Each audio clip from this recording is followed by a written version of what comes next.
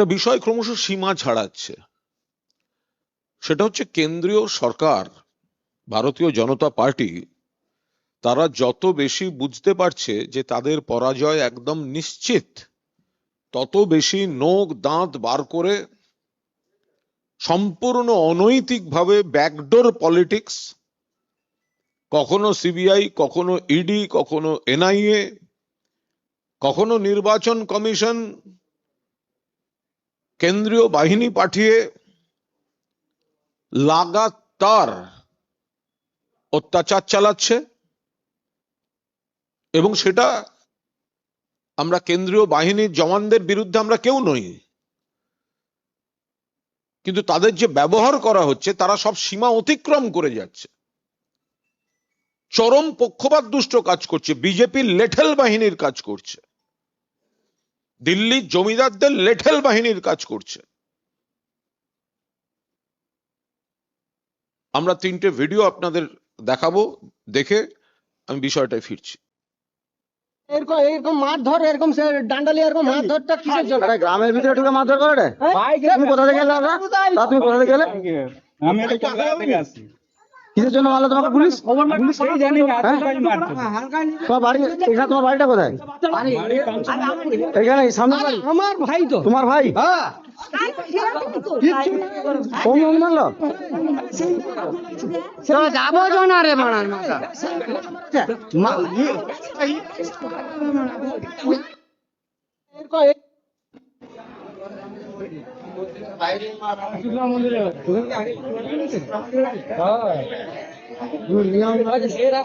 আমার ভিতর রাস্তা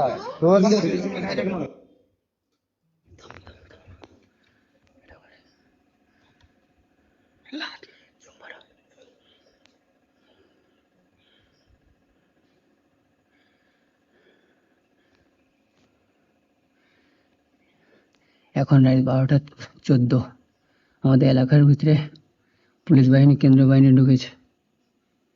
পুরো গ্রাম অঞ্চল, পুরো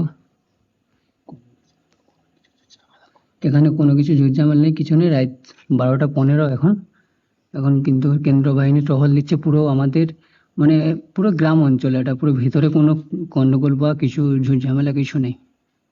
তাও রাত এত গ্রামের ভিতরে দেখো পুলিশ, দেখো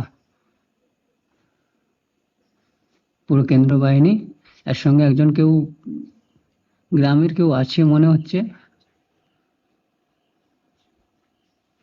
মানে এদেরকে পথ দেখাচ্ছে, কেউ জানাশোনা কেউ লোক হবে। আমার হাতে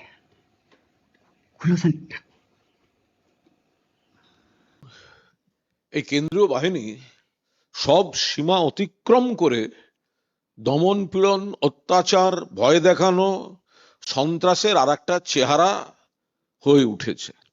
শুধুমাত্র তৃণমূল কংগ্রেস কর্মীদের আক্রমণ করছে না, সাধারণ মানুষকে পর্যন্ত হয়রানি করছে।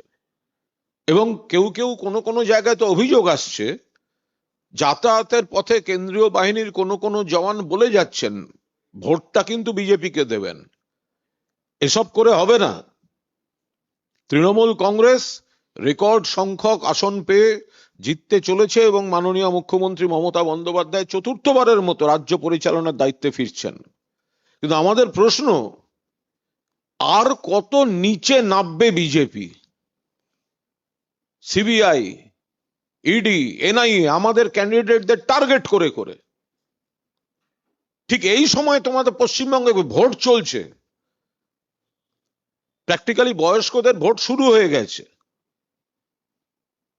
কটা দিন তার মধ্যে ক্যান্ডিডেটদের নোটিশ দেয়া, ক্যান্ডিডেটদের ডেকে পাঠানো, তো কার বাড়িতে রেড, একটা ভয়ের পরিবেশ তৈরি করা। এটা হচ্ছে বিজেপি বুঝে গেছে হারবে, রাগ, অবসাদ, আক্রোশ থেকে লেঠেল বাহিনীকে নামিয়ে, আপনারা ভিডিওটা দেখলেন, কোথাও কোনো গন্ডগোল নেই, একটা শান্ত গ্রাম, রাত 12টার পর কেন্দ্রীয় বাহিনী সেই জায়গাটায় ঘুরে একটা আতঙ্কের পরিবেশ তৈরি করছে। কেন যাবে? যেখানে কোনো গন্ডগোল নেই, শান্তিপূর্ণ একটা গ্রাম ঘুমোচ্ছে, সেখানে ওই বুটের শব্দ, অস্ত্রের আওয়াজ, কিসের কারণে? তার সঙ্গে সঙ্গে অভিযোগ আসছে আমাদের পার্টি খুব সিরিয়াসলি বিষয়টা দেখছে,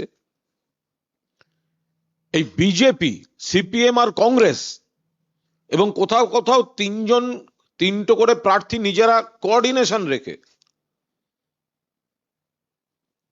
তৃণমূল কর্মীদের নাম, যারা ভোট করেন জেনুইন, তারা নাম দিচ্ছে নির্বাচন কমিশনকে। নির্বাচন কমিশনের অবজারভারদের কাছে নির্বাচন কমিশনে এই এলাকা দিয়ে রুট মার্চ করান ম্যাপ করে করে দিচ্ছে। যে জায়গাটায় বিজেপির সংগঠন নেই, যে জায়গাটা গোহারা হারবে, সেই সব জায়গায় কেন্দ্রীয় বাহিনীকে কি ভাবে ইউজ করা যায় তার একাধিক নথি কিন্তু আমাদের হাতে চলে এসছে।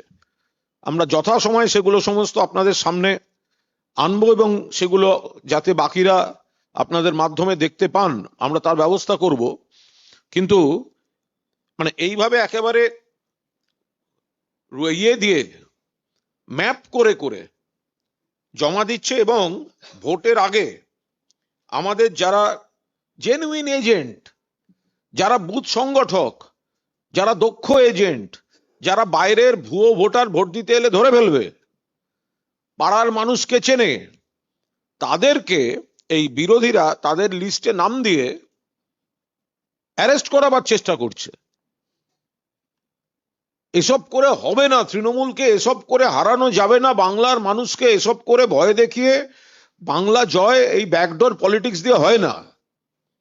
কিন্তু ওরা সেটা করছে। কোথাও খবর আসছে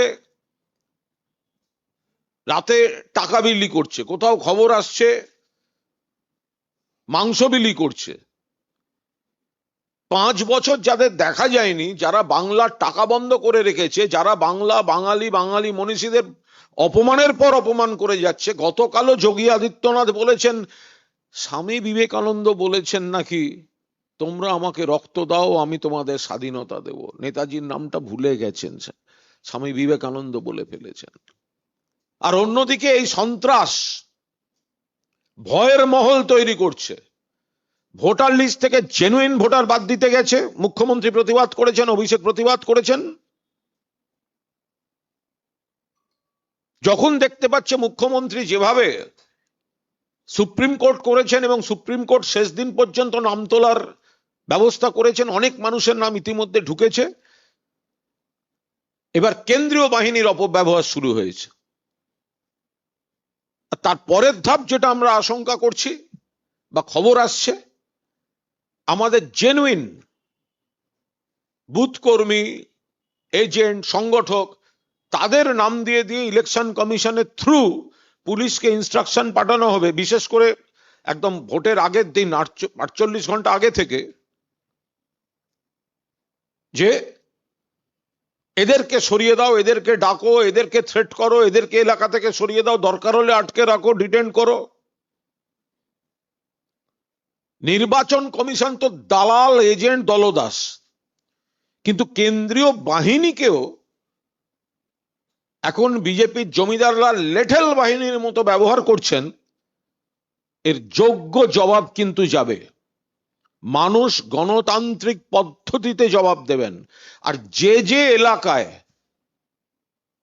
যে গদ্দার বাংলায় থেকে বাংলার খেয়ে বাংলার পরে বাংলার সরকারের সমস্ত সুযোগ সুবিধা নিয়ে বঙ্গ বিরোধী শক্তি, যারা বাংলার অধিকার, বাংলার আত্মসম্মান ধুলোয় লুটিয়ে দিতে চাইছে, তাদের হাত শক্তিশালী করছেন, এদের আমরা চিহ্নিত করে রাখছি। গণতান্ত্রিক এবং আইনি পদ্ধতিতে এদের ব্যবস্থা হবে। আনন্দ আর ভালোবাসার দীপ্তিতে গড়া সমুজ্জ্বল পরমা, ঠিক তোমারই মতো। শ্যাম সুন্দর কোম্পানি জুয়েলার্স, আগরতলা, উদয়পুর, ধর্মনগর, কলকাতা।